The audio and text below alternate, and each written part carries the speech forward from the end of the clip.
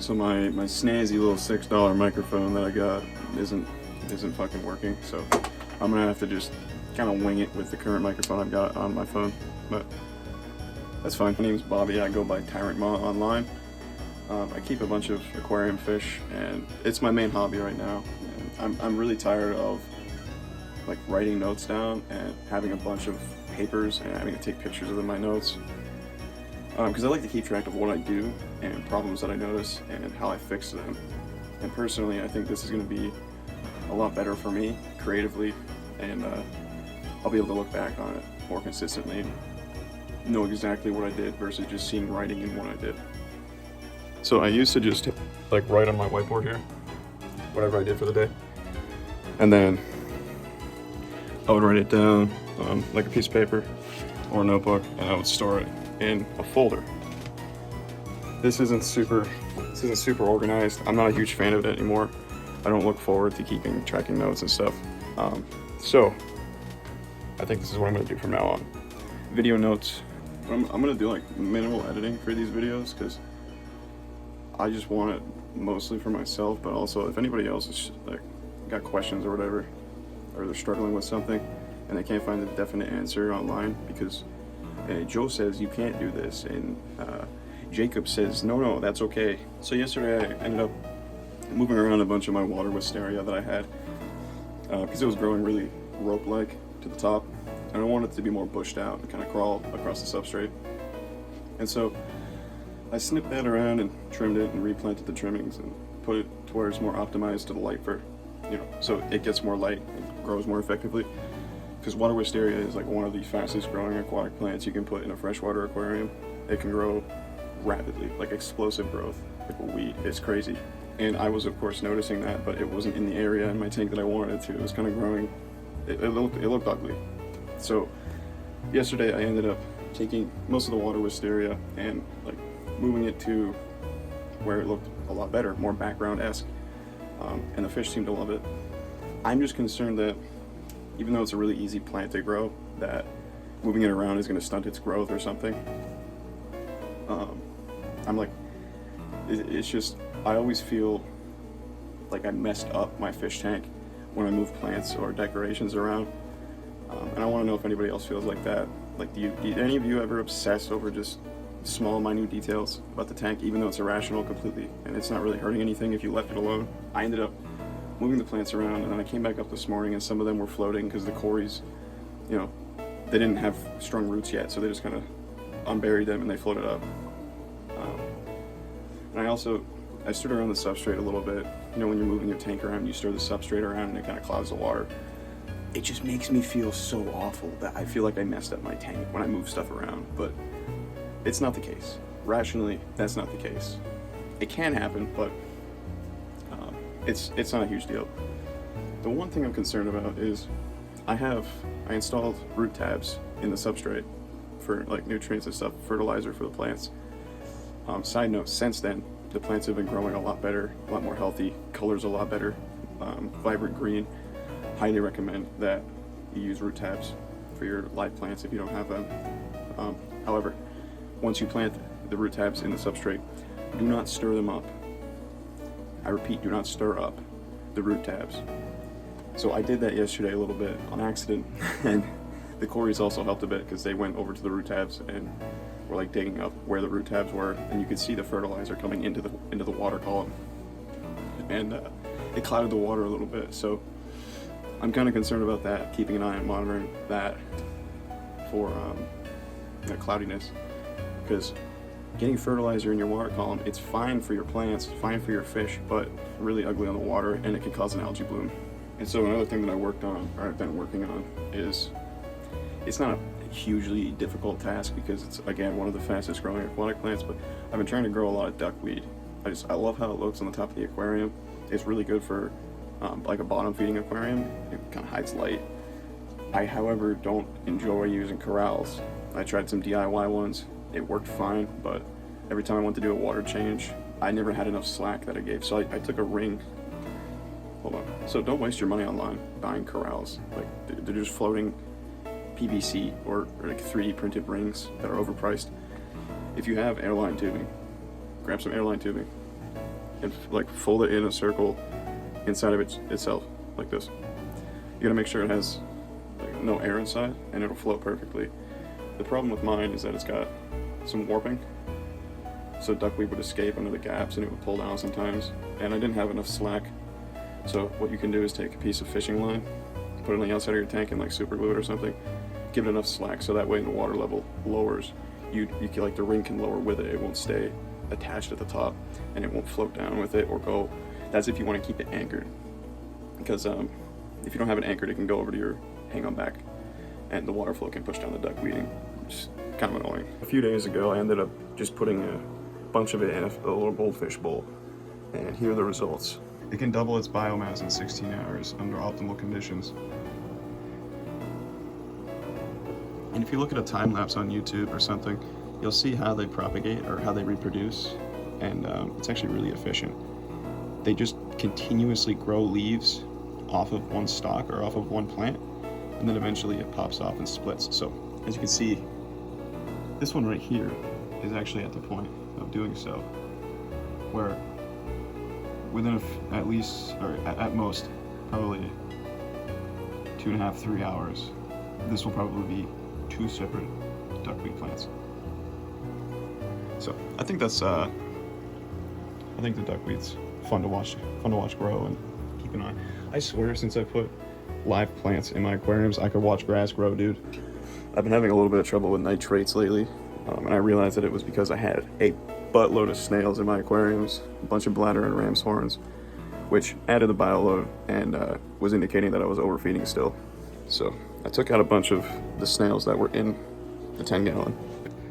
So in my 10-gallon planted, I took out all the snails that were in here. I had probably about 85 to 100 ram's horns, and they were not small. And I'm fostering some Danios right now, Malabar Danios, and it was adding to the stress on them. And they do compete for food with bottom algae eaters and bottom feeders.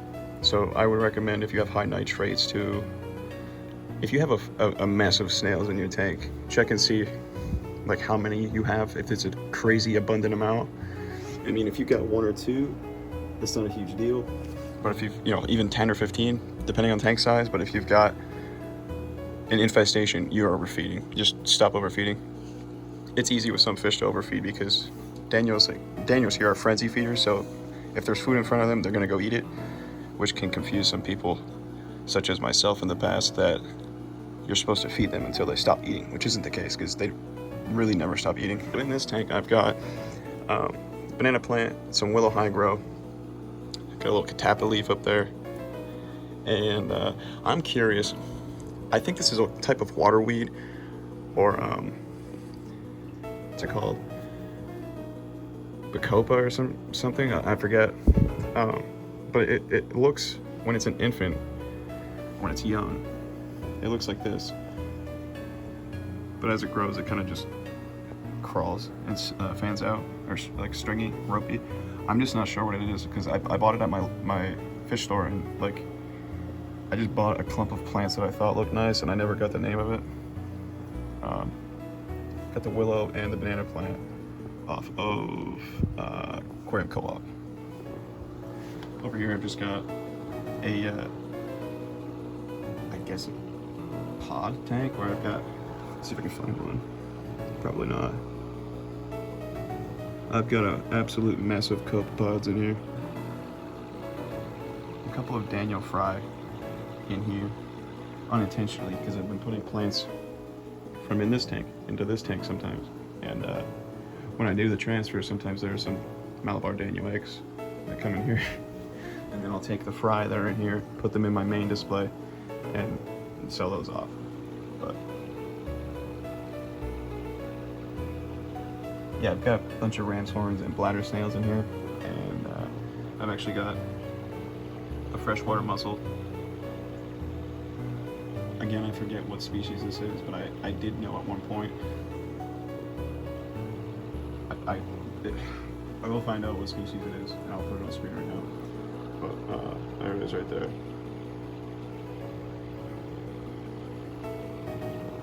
And then obviously you've got my Malabar Danios over here.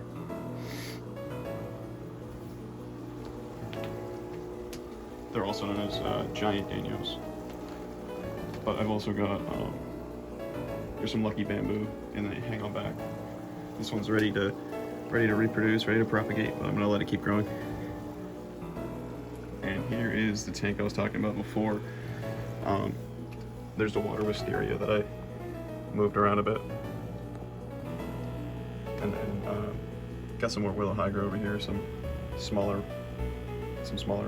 clippings that I replanted. There's Mr. Magoo, one of my algae eaters. See, I got some bladder snails in here as well, but this tank's nowhere near as infested as the 10-gallon was. There's one of my, I transferred him. Beautiful blue ram's horn, absolute stunning Colombian blue ram's horn. He's still got growing to do too, which is pretty cool.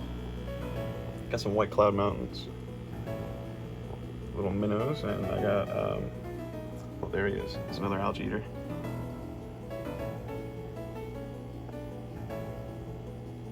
I absolutely adore when they sit facing you like that. Here comes an albino cory. I've got 6 albino corydoras. It's Corydoras palliatus albino.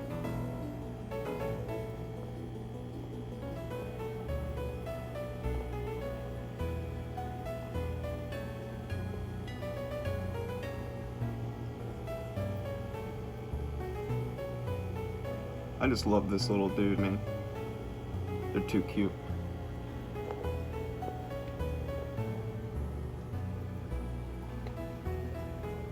Another Corydora.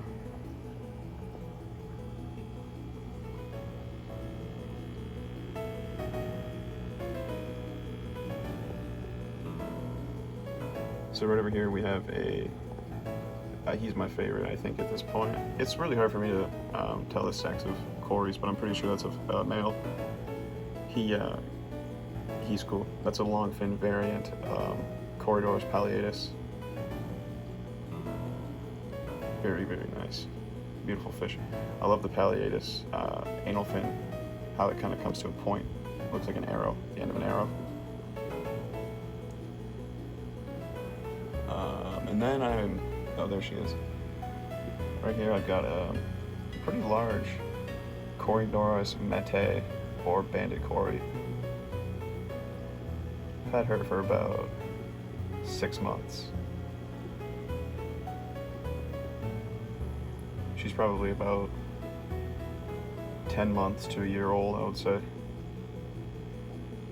Bothering the algae eater right now. Very patient algae eater. Something you may notice is that there are like little white spots on the fish. I assure you, at the beginning, was as concerned as some of you might be, but it's simply the substrate sticking onto them as they dig, which happens pretty frequently. In another video, I'll show all the medicines that I dose them with to keep them healthy, but for today, I'm just showing my setup. And up here we've got, I would say, a 1.5 old Malabar / giant Danio baby. Blending in well, making his way in the world. Kind of hanging out with the minnows. Wherever the minnows go, he's at with them. Got some little hornworm stock too. The hygro grows very fast, very quickly. But yeah, this is the 15-gallon as of right now. I'm just super concerned that moving the plants around has made them like less healthy, which I have no proof of, but it's just paranoia, I guess. And I take so much pride in how this looks that I worry about every little change that I make being negative. And I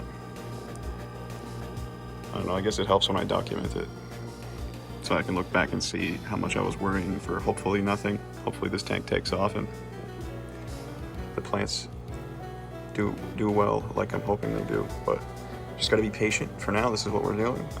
Just got to keep monitoring, making sure that the plants are healthy and the fish are healthy. But yeah, there's a setup right now. Nothing crazy, but I'm kind of limited on space, as you can see. I'm not really caring about like quality of the videos that I'm gonna make either.